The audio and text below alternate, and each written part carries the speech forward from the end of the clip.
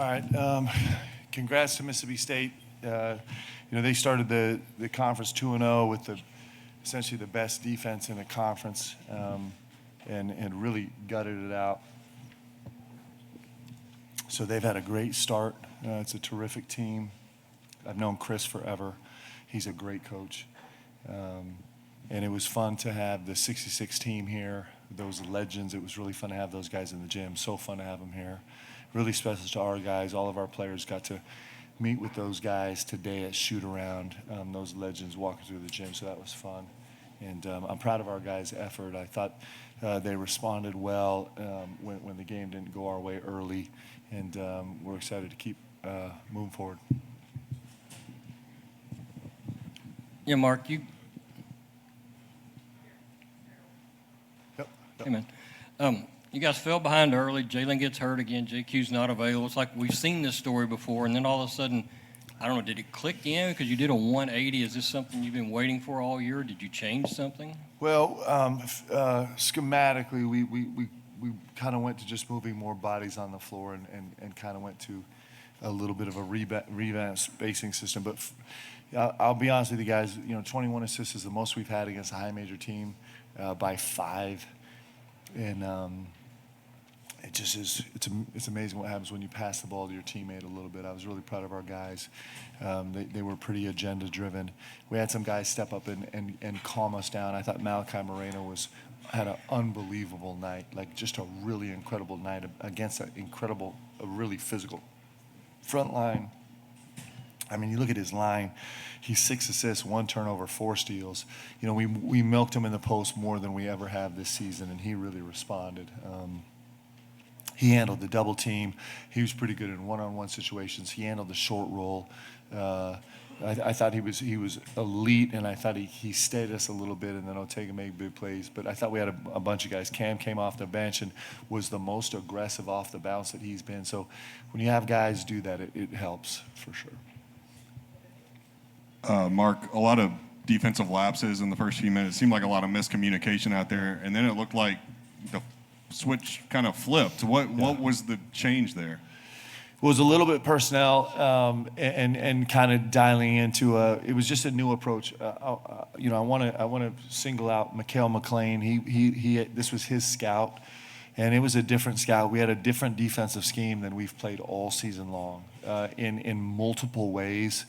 And I've been pestering for the last 72 hours. I called him, late last night, early this morning, 4 or 5 different times, pestering him with questions. And he was like, "Coach, trust me, this is the way we need to play this game. This is how we need to do it." And so he did an unbelievable job coming up with and implementing a game plan for our guys. And we didn't execute it very well the first 5 minutes, but we stuck with it, and the guys did much better as time went on. We moved our pickup point back a little bit. We got our bigs off the ball on the pickup as soon as the guard picked it up, and when we did that, and our bottoms, with this team, you can really zone them up, and they didn't understand exactly what that was going to feel like in the context of this game, but they grew into it. So those 3 pieces came together, much better in the last 35 minutes than they did in the first 5. And we never actually went away from it. We had, I was so worried about this that we had backup plan B, C, and D, and we never went away to them. And that's, it's hard as an assistant coach to have the confidence and the courage to take a stand and stay with your conviction. And a huge kudos to Mikhail. Just an unbelievable job on a scout. Yeah, in the second half there, you had your starting lineup out there minus Jalen, who you subbed for Cam Williams, and you kind of rode with that unit for a little bit. Even when Mississippi State got back within 1, you trusted them to kind of overcome that, and they really did, and help set the tone for what would go on to be a blowout. What can you say about that group and how they responded to that? I thought they were good. I thought, it was we're I don't know how long we were, 2 minutes and 47 seconds in the game, and the game had started poorly, and then we're missing our point guard again, and so there's some weirdness in the dynamics there, but I thought those guys responded well. I thought DA was really good. I think this is, he's put up bigger numbers in a couple games against high majors, but this was his most solid outing where the game really made sense, and it made sense with his team. So I thought he responded well, and like I said, I thought Cam and Ortega and and Malachi were special. Thought AJ gave us good minutes off the bench too. Coach, 2 questions. First question, do you have an update on Jalen? And then the next question is, I asked you after the Alabama game about Cam's playing time, Yeah. and you said he has to make the most of the minutes he's getting. Yeah. What's shifted for him? Because it seemed like last game and tonight he Yeah. really took advantage of the opportunities he received. Yeah, I was proud of him tonight. You know, for me, the marker with him is he's so explosive and long and effective downhill. And when I see him getting downhill, I'm like, the world is good. And it's a part of his game he's growing into. His confidence is growing in that area, and his ability to see the opportunities he has is growing. And it's really important because that's gonna round out his offensive game so much. And this was the best game he's had that way. So I'm proud of his progress. He's doing a terrific job. Yeah, so Jalen, we'll know more tomorrow. He just tweaked his shoulder, and so you know we'll kind of see how it responds in the morning and see where we are with that. Coach, forgetting the wins and losses and all the other noise, is there anything you're seeing or your team is seeing with the process metrics or data that shows you this team is really going in the right direction, even if it's a little bit at a time? Yeah, Missouri was such a disaster, but for example, it was a 105 offensive efficiency, which is the best we'd had really against a high major team since Louisville. And so, and then tonight, I know the numbers are going to be significantly better than that. So we're making some progress, understanding each other a little bit. I thought our guys' attention to the scout and the build of the scout was really good. I think that's positive. The 21 assists is, like I said, it's our high major record by a lot. And to be a 21-9 was really important for us tonight. I thought our guys did a terrific job there, and it's a space where we need to grow. It helps when you make shots, but I think you make shots when you pass your teammate the ball. And so for us to shoot at 41% and 55%, clearly that helps a lot. But I think that's a residual of like dialing on the defensive end, so you buy yourself some good opportunities and then really working hard to make plays for your teammate. It's such a simple concept, but actually put it to work is hard. So tonight the guys were excellent doing that for 34 minutes, and we need to carry that on. It's fun to play the game that way, and it's something we're going to learn and grab onto, and it'll make us a better team. Mark, just to follow up on Jalen for a quick second, this obviously isn't the first time that he's re-aggravated that right shoulder injury this season. I know you don't have all the information yet, but as you continue to think about the future of this season, how much consideration do you give to maybe even shutting him down for a few games versus the rest of the season? And just what does that process and decision-making look like for you guys as you try and find a rhythm and do what's best for him? Yeah, I think all options are on the table, and he'll meet with the doctors tonight, and then we'll have some, then it's always the next morning you kind of get a little bit more data information just from how it responds, and I think we'll start the process of making an educated decision.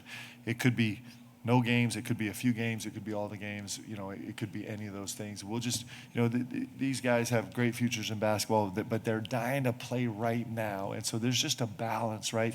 You want to protect their future, but you don't want to steal their present from them.